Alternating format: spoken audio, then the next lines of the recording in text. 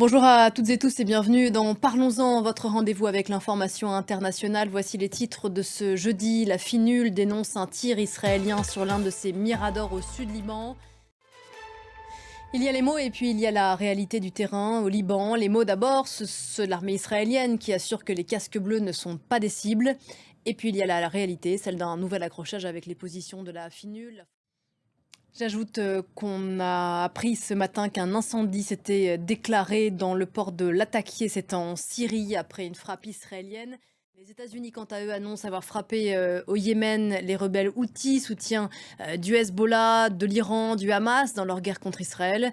Le Pentagone dit avoir visé des dépôts souterrains de munitions utilisés pour cibler des navires civils et militaires dans la région. Léo Péchard pour le commentaire en images. Voilà pour la situation au Proche-Orient. L'autre grand titre de ce jeudi, c'est ce Conseil européen à Bruxelles. Il va durer 2 jours pour débattre des grands thèmes qui agitent à la fois l'Union et le monde. Volodymyr Zelensky va-t-il être soutenu par les Européens? C'est toute la question. Alors déjà, il va leur exposer au 27, il est au Conseil européen, effectivement, pour leur exposer ce fameux plan de la victoire.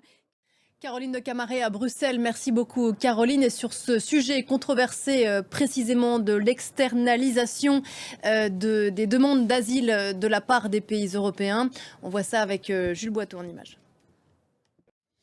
En France, un accord, mais pas de sortie de crise, baissé de 20% certains prix de l'alimentaire en Martinique.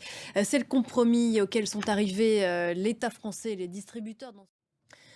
18 jours avant l'élection américaine, le compteur s'affole, privé d'un second débat télé avec Donald Trump, faute de participants. Kamala Harris est allée ces dernières heures sur les terres du candidat républicain au sein de la chaîne ultra-conservatrice Fox News, à laquelle elle a donné une interview au moment de télévision à l'américaine. Regardez.